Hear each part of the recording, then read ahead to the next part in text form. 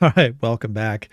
It's This Week in Creationism, or as I label it here, This Month in Creationism, because it's been a while, right? And so this is where we take a look at some of the recent headlines in the world of young Earth creationism to see what they're up to. I'm your host, Joel Duff, and let's get started. Answers in Genesis World Headquarters are taking shape. Got a little scandal going on with Answers in Genesis. We got to talk about that a little bit. It's a subject I don't really care to talk about, but I think it's an important thing to mention. ARC singing group TrueSong scandal. And once again, Answers in Genesis, talking about flat Earth and upset that some people are relating the flat Earth theory to creationism. So it looks like a bunch of Answers in Genesis stuff today. So let's get cracking. So Ken Ham, CEO and founder of Answers in Genesis in Florence, Kentucky, has been talking up the fact that they're going to be moving to a new headquarters soon. Right now, their headquarters is essentially a portion of the Creation Museum. But now they're moving out the sort of administrative side and some other things into a new world headquarters for Answers in Genesis, and you're looking at it. This is the previous headquarters of Toyota in North America. And they abandoned their building a number of years back, and Answers in Genesis picked it up for I believe, the small price of $30 million. And since then, they've been retrofitting it. There's been a lot of work necessary. The building was quite run down. And on the left-hand side is now their K through 12 school. And on the other side, on the right-hand side, is going to be like all the rest of their administrative stuff, plus their sort of multimedia operation, recording videos and so forth. I've been there within the last year. This is what it looked like when I was there, just to stop by to see what it looked like. And Ken Ham has been sharing a number of pictures to sort of show off like what they're doing inside. And so I'll show you a couple of his images. So here we go. Here's the inside, rather impressive facility, multi-level facility. So lots of conference rooms, lots of places to do video, storage, the work. So they're going to be able to move out of the Creation Museum, which is going to free up space there to be able to retrofit that space in order to enlarge the museum, I'm sure. I mean, you get the idea from these pictures. This is not a cheap operation, right? I mean, the Creation Museum and the Ark Encounter, they are world class in the sense of the best materials. They're sparing no expense in presenting the perception that they are a very professional organization, that they have a professional building now. So once they move in there, they're going to have an infrastructure that includes, right, this K to 12 school, which has grown quite a bit since moving into the other end of this building. They're going to have this whole structure that they have to maintain, and there's, I don't know how many acres around it. It's got to be, 100 or more acres of land, couple lakes and so forth. So there's a lot of upkeep, right? A lot of an additional expense from having this facility. They've got the Creation Museum, which has been expanding. And then they have the Ark Encounter, which they're constantly expanding upon that as well. So the number of buildings, the number of employees, the number of volunteers, everything has been expanding with Answers in Genesis. And that says something about the fact that they're finding additional donor dollars, individual donors, but they're also tapping into I think they're tapping into some really large pots of money now. And it's not just about spreading the young Earth message. It's really about the culture war stuff, right? It's about their multimedia operation, their lobbying for politicians. It's becoming much more than simply just this Christian apologetics ministry. Okay, now before I go to the next slide, I need to give some caveats about it. So I debated, what I should say about this story. And I've decided I'm going to share this story with you because I think it is a story, and I think it's part of like, here's what's happening in the world of creationism. And but I don't want to make this into a bigger thing than it might first seem. I guess I just need to dive in. We'll see where this goes. All right, and that story is something that's just came out a couple weeks ago, right? Just in the new year. Michael Howard is a been a big part and really one of the primary members of a band or a vocal group called TrueSong. And the thing about TrueSong and what it relates to young Earth creationism and the world of creationism is that that particular group is one of the like primary groups that sings at the Ark Encounter. So the Ark Encounter is it's a theme park, right? And they have lots of attractions. And one of the things they have is they have for many days they have a singing group that comes out and sings at different times, maybe before special talks and so forth, right? And it is a sort of a cultivated group from the area that involves members of the church that Ken Ham attends.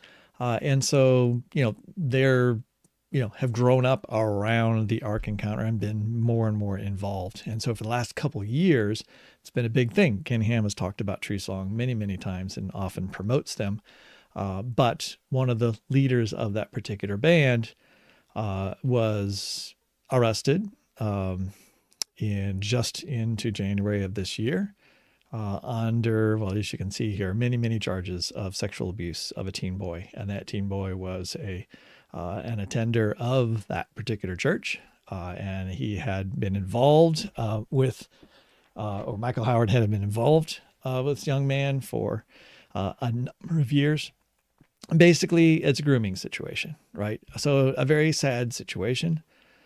And there doesn't seem to be any kind of doubt that this happened.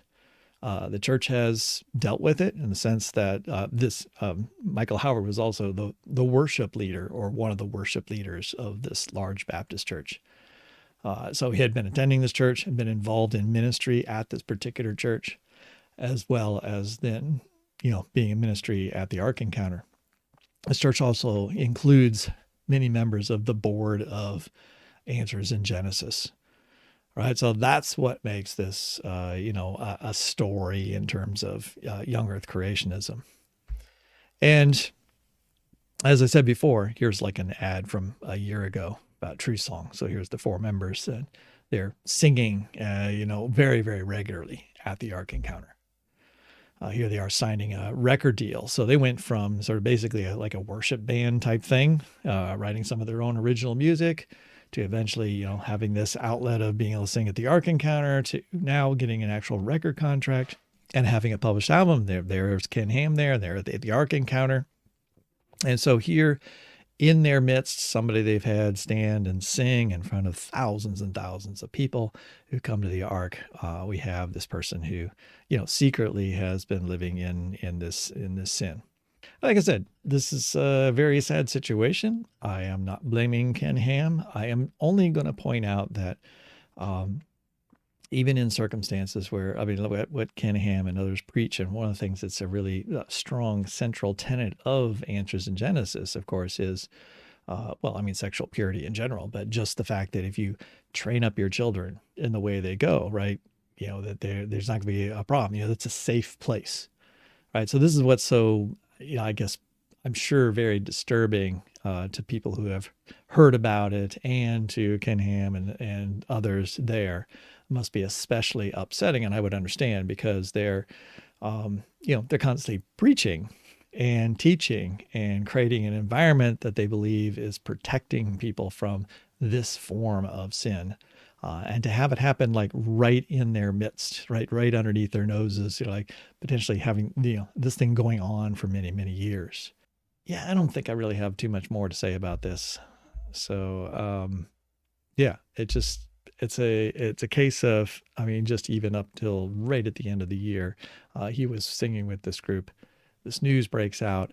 I don't have the feeling like Ken Ham knew about this and has been, hiding it or pretending it doesn't exist. And it's only when it came out the news that they did something about it, the church addressed it. The church has fired him from the worship team.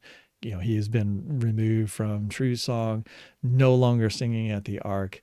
They haven't simply just blamed the press or said that, this never happened, or I am not claiming any kind of like cover up, like they've known about this for a couple of years and it's only because it was exposed that they're doing something about it. I truly believe they probably got completely blindsided by this themselves. And I will, on the positive side, say as hard as it must be for them to put out a statement and so forth, that they are doing the right thing by separating themselves from this individual. And TrueSong has moved on. So I'm just showing this picture down the bottom right here that, it's a 3-member band now instead of 4. All right. And the Ark Encounter still is advertising TrueSong and come see them and so forth. But it's a reformulated group now. It's basically came down to, they had one press release, mentioned it, and they've moved on and pretty much just scrubbed every mention, scrubbed everything about this person, off the website and all their other documentation and just moving on. So let's move on to another story from Answers in Genesis. Young Earth Creation, this is Ken Ham's blog on Answers in Genesis, although not written by Ken Ham, by his writing team. Is young Earth creation a conspiracy theory like the flat Earth? Right now, if an astute observer of Answers in Genesis, of which I will say that I'm an astute observer since I observe them every day, will note that Answers in Genesis has put a pretty big effort, sending Danny Faulkner out there quite a few times to write articles and to give talks and record things and so forth about flat earthers. Right, to strenuously push back at the whole flat earth thing, that no, the world is not flat. There really isn't any evidence for that. And it's not biblical to believe in a flat earth. All right. The Answers in Genesis have been saying this over and over and over again. And the reason they have to keep coming out publicly and say it is because so many of their followers fall into the trap of flat earthism. All right, they fall into the trap of flat earthism because many of the rhetorical arguments, the style of argumentation that's made by flat earthers for a flat earth, the arguments for flat earth, sounds so similar, all right, to the arguments for a young earth, right? Lots of conspiracy talk. If you're a flat earther and you're trying to, deal with the fact that there's all this evidence that the earth isn't flat, well, that's because, secular scientists are trying to hide the fact that the earth is flat, right? They're trying to manipulate the evidence and so forth. Like all these types of arguments, the same things that young earth creationists say about secular scientists saying that the world is old, that they're in their unbelief, or they're actually trying to rebel against God, right? The God has told us the earth is flat, right? Shown us that the earth is flat, and therefore any attempt to show that the earth is round is actually rebelling against God, right? So there's a number of different, core arguments that flat earthers make that resonate with the type of things that young earth creationists say and the types of arguments they make that makes flat earth kind of tempting to that particular audience. And so Answers in Genesis is constantly have to saying otherwise. Now, you might have seen the news recently, but there was like this experiment done to try to dispel the flat Earth, basically testing one of the predictions of flat Earth, and the flat Earth prediction just falls flat. Ha ha. All right. So the Baptist News wrote an article that this is what Ken Ham's actually objecting to, right? He's working hard to try to distance himself from the flat earthers. And the Baptist News comes out with this article, When Flat Earthers and Creationists Find Common Ground, basically identifying the fact that many flat earthers are young earth creationists and asking the question, why does that happen? And so he's reacting to this Baptist article. And here it is right here. And I will just read a little small section of this that caught my eye. Making Answers in Genesis appear scientific. So Faulkner and Rocket Rob, those are two employees at Answers in Genesis. So Faulkner refers to Danny Faulkner. Sat back in their leather chairs, smirking and laughing at flat earthers as they interviewed Duffy. Duffy is the one that performed this experiment that, tested the flat earth idea and showed that it didn't measure up. Right? They accused flat earthers of being all over the map with their theories. Right? It's true. I've heard Danny Faulkner talk. Actually, Danny Faulkner is one of the best people in Answers in Genesis to listen to. He's the easiest to listen to, and he makes his articles about a flat Earth are really good. Like I completely agree with everything he says there, and he has kind of a light attitude about it too, which I really appreciate, because that's very different than the sort of like somber tones that most Answers in Genesis speakers and writers take. Yeah, so they're saying like the flat earthers take the Bible too literally, which is always kind of sounds kind of weird when they say that, since they're always on the other side of complaining that other Christians aren't taking the Bible literally, and that's why they're falling away from a young earth. If all of you knew about Faulkner and Rocket Rob were from this video, you might actually be interested in learning more about them. But we're talking about Answers in Genesis, a young Earth creationist organization that teaches the universe is about 6,000 years old. And so this author, this article of the Baptist News here is essentially saying like, hey, it might sound like these folks are like like legitimate scientists and have some really good points here, but you know what? They're actually young Earth creationists, and here's some other things they believe. They teach a literal global flood and say that the animals we see today came from a process of hyper-evolution that happened at warp speed after the ark, without any humans noticing enough to write it down. Oh, I read that line, and I'm like, yeah, there's a link there to hyper-evolution. I wonder where that link goes. And of course, what I wondered was, will it go to one of my articles? And sure enough, it does. It actually goes to my blog. All right, so they actually reference my blog with respect to the name hyper-evolution. I've written a whole bunch of stuff about something. I've had different names for it, but hyper-evolution is a word I had been using in the past. This idea that two animals are on the ark, and then they got off and they hyper-evolved into many, many, many different species, except that we don't see the intermediates between them, right? And we don't see the steps of making all those different species, because it happened at this warp speed, and nobody in the Bible wrote down that they saw, one animal giving rise to another species over and over and over again in really fast pace. All right, so thank you. I appreciate the highlight of my comments here. In fact, Answers in Genesis, Nathaniel Jeanson, who we've interacted with many times here, went so far as to tell students at Southeastern Baptist Theological Seminary, cattle and sheep could have evolved from a single animal in the ark, and that's really highlighting just how much evolution some young Earth creationists are willing to support post flood. Okay, so great. This article is like, it basically goes on about how like, well, here's all these crazy things, I'm putting words in their mouth. Here's all these crazy things that young Earth creationists believe.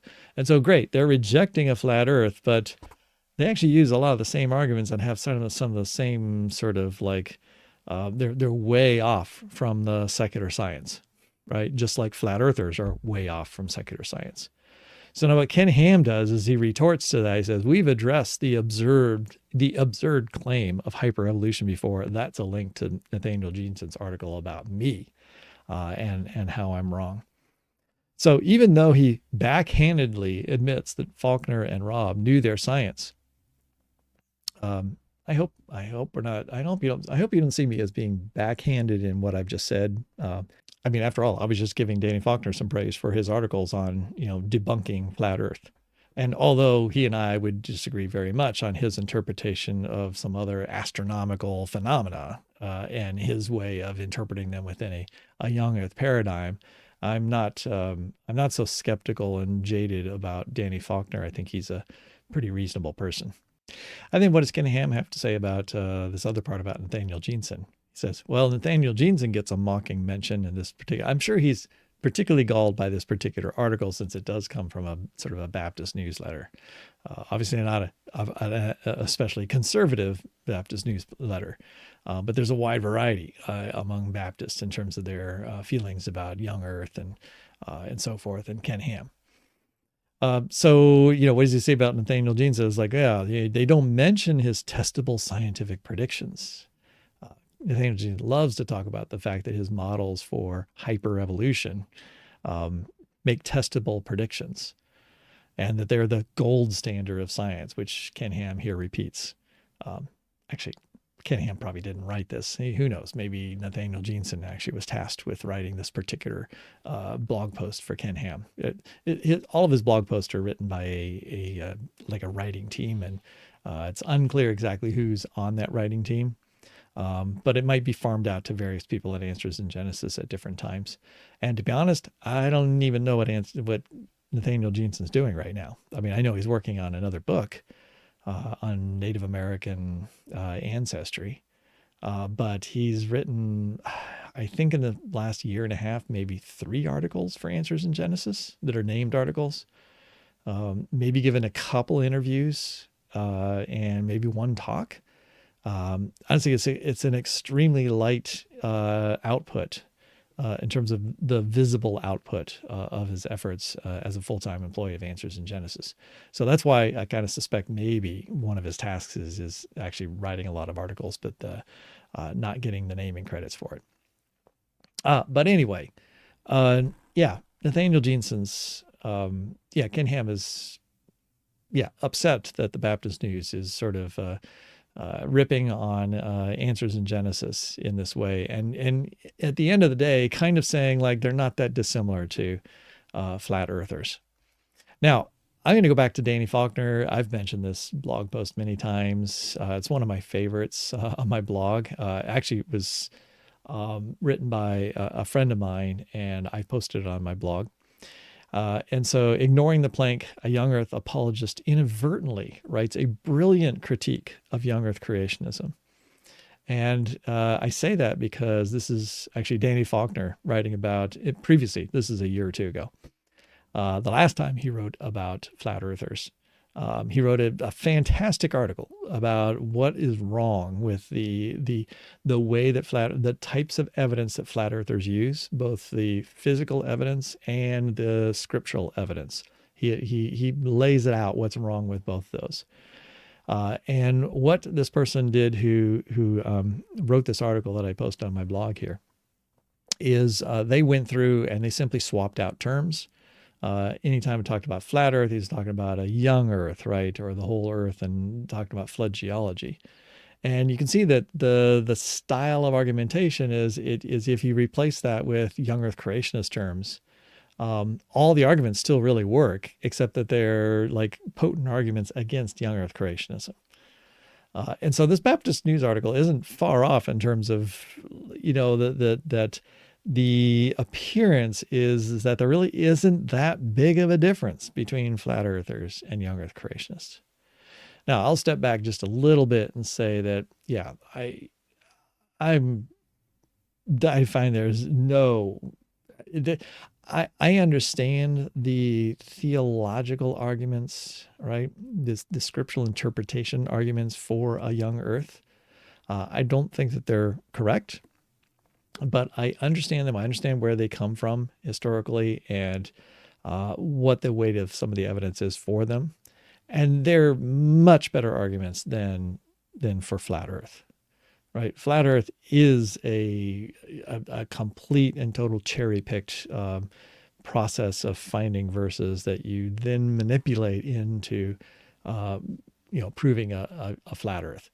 So I really myself wouldn't necessarily equate them that much, but it is intriguing to see the types of arguments that are mocked by Danny Faulkner, seemingly without realizing that he deploys, or at least his actually Danny Faulkner doesn't do this so much, but his fellow colleagues at Answers in Genesis routinely use the same types of arguments in support of a young earth that flat earthers are using.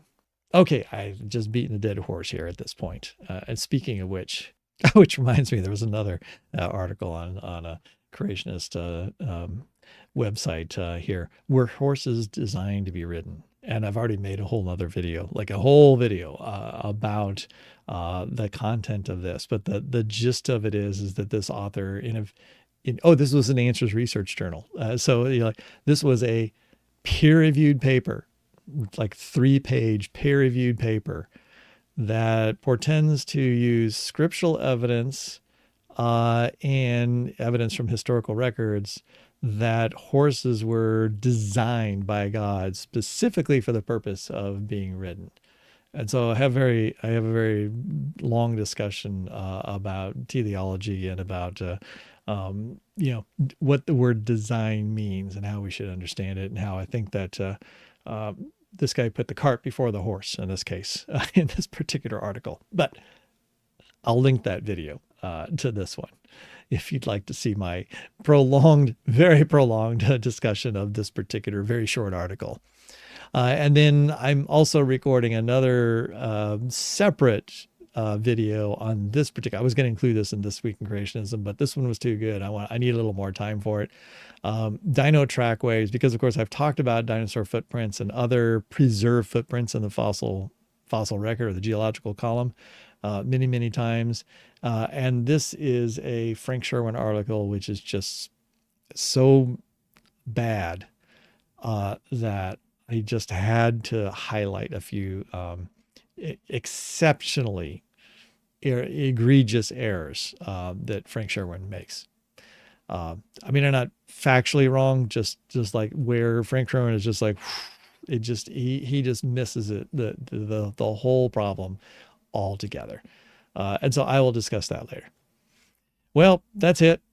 That's a pretty short this month in creationism. Yeah, there's other stuff that's gone on, but it's not been a terribly great month and a half. Actually, this usually happens around Christmas, the end of the year, beginning of the year. They do a lot of repeat stuff, right? They pull stuff out of the vault and republish it.